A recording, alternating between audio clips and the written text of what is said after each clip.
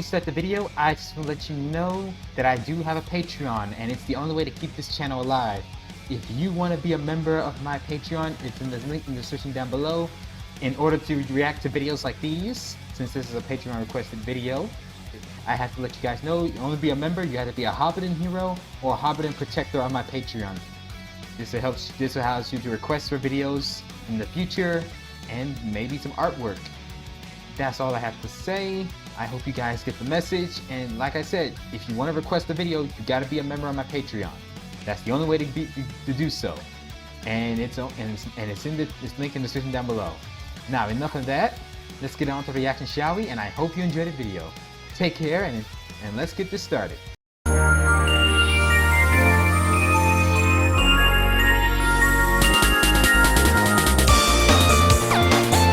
What is up, YouTube? What's happening here? And today I'm back with another reaction video from Nevin Punzel. We're continuing the Storyteller's Fallout Season 1. It's been a while since we had the Fallout series. I'm with Keru again. We both sick today, actually. Yeah, I got sick. Should be taking care of him, basically. We both got sick. Yeah, it's not going so well. Hopefully we both get better soon, taking care of each other. Our healing factors should be kicking up. It's safe and doing its best to keep us active. Let's get on to reaction, shall we? The original video is linked in the description down below. Shorty Case, his channel, support the guy. Let's get on to reaction. Yes, let's do that. You've experienced the Fallout series. Oh, that's loud. Yeah, that is indeed loud. In your own way, but want to learn more about its story. Well, to get to the heart of the story, I'm unfamiliar with go this. back to the beginning. The Fallout series, but you seem to watch a lot of it more. Yeah, I have.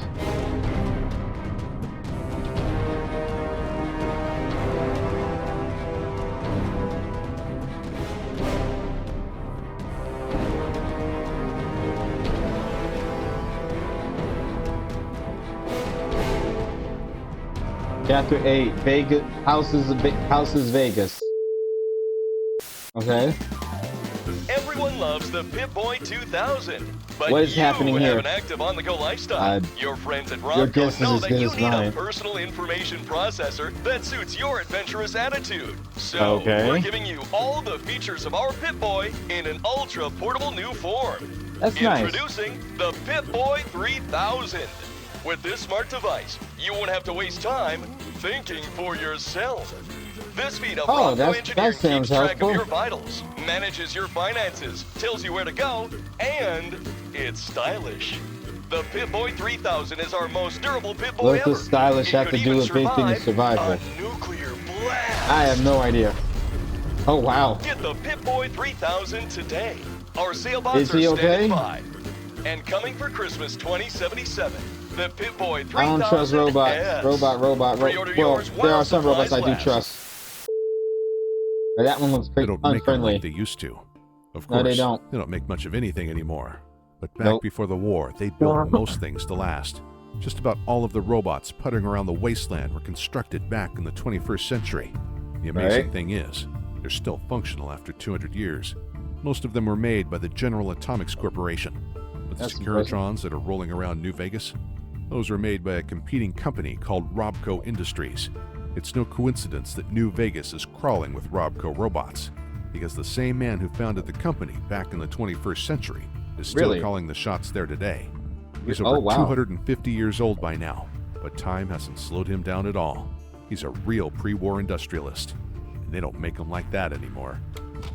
I bet they don't. Robert House was born in a time when men were only expected to live about 100 years, or a greedy one, close to 300.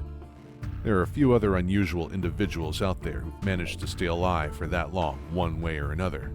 No one's actually seen Mr. House, so some folk think he might have been one of the very first ghouls, gifted with long life, but cursed with a rotting radioactive body.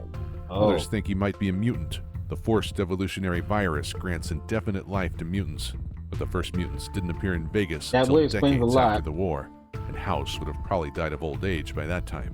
Right. His associates in New Vegas say he's just a resourceful man who preserved himself somehow.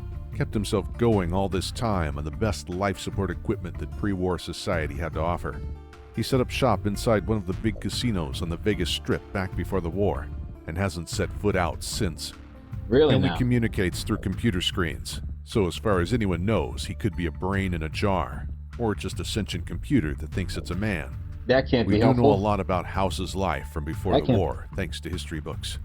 He was quite a flamboyant figure before the bombs fell, consorted with starlets, I bet he mingled with was. heads of state, and built robots for the military. So his exploits were gossiped about in books, magazines, and holotapes. He was born in New Vegas around 2020, back when it was called Las Vegas. He came Las from a wealthy Vegas? family, Never heard of this was place. orphaned at a young age, I think and it's cheated similar out to of the his family casino fortune. locations in our Mr. world. House didn't need to inherit his family's wealth, I however, think there's a casino because he called inherited something Casino far more precious. Casino his father's Plaza business acumen and knack for engineering. It at the didn't take Metro long City for him to amass a fortune of his of our very world. own. House founded Robco in 2042 while he was barely in his 20s. Made a fortune building robots, including those clunky Protectron robots that are still clumping their way around the wasteland. Really? Those bucket of bolts are slow and not too bright, but they're durable and versatile enough that they're used all over the country. Really? Modified Okay. Protectrons have Looks been helpful. turned into everything Helpful. from a sheriff to a sex bot. For the more rugged technophiles, Oh. that is.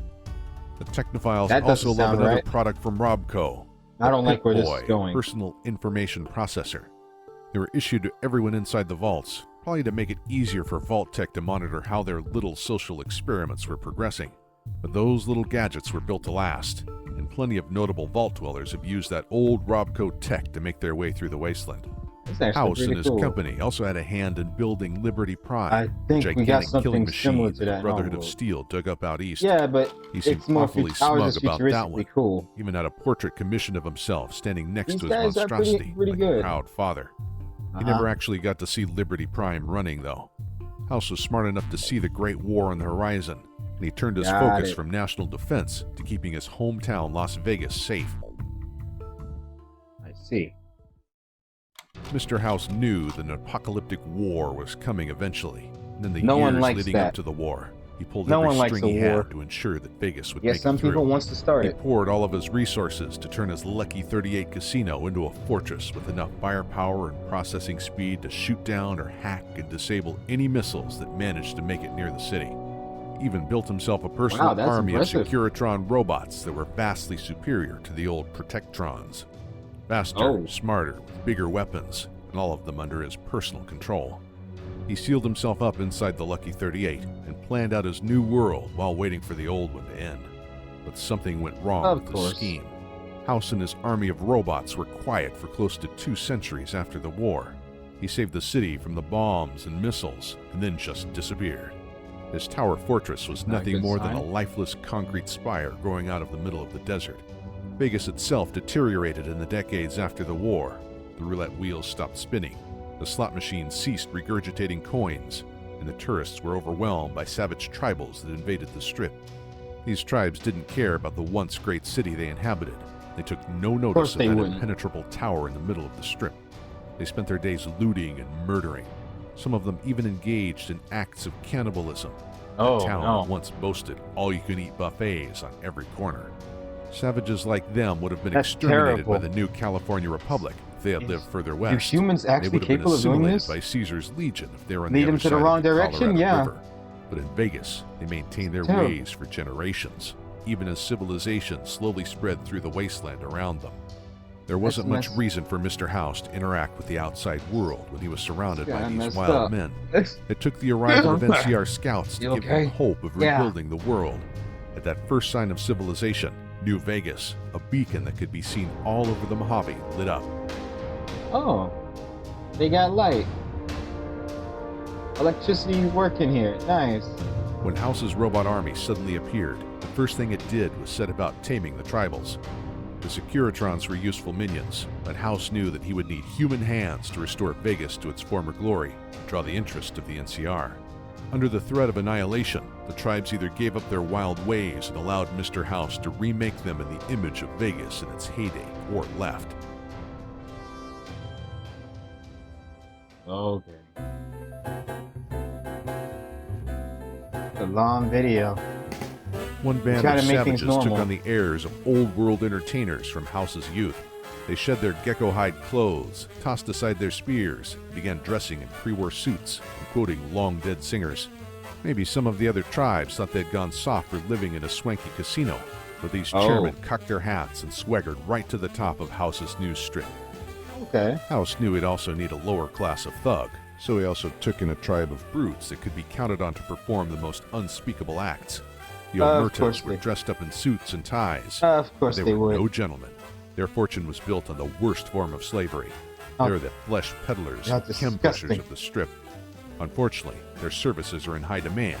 They have become an essential part of New Vegas's economy. Although the town is a magnet for the seedier denizens of the wasteland, House has also ensured that New Vegas has something to offer those what I've heard, with more refined they call Vegas the city of sin. The White Glove Society is House's most successful attempt to recreate the splendor of the pre-war days. Once the White Glove Society was no more than a pack of wild animals doing whatever it took to survive.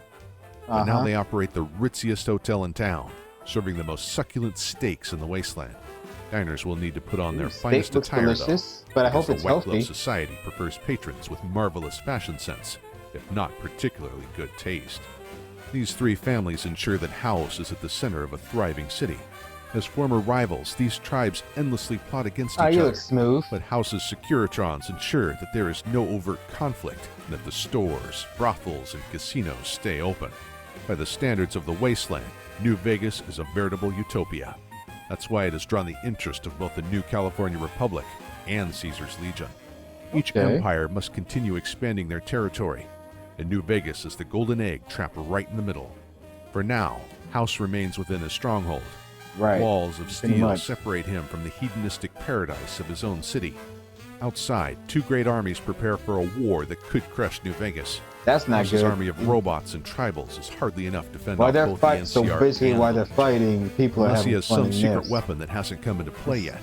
He waited in silence for 200 years. Could there be some Indeed it missing is. linchpin needed for that scheme he began before the war? It wouldn't be the first time someone in Vegas had an ace up their sleeve. I see what you did No matter there. who holds the trump card in the war ahead, there'll be plenty of innocent people who'll cash out. Caesar views the soldiers in his legion as expendable pawns who exist only to die in his name.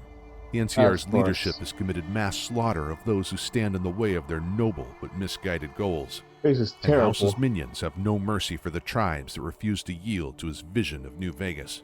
Trapped within this triangle are countless smaller settlements and tribes, peoples and societies that are constantly in danger of being eradicated or assimilated.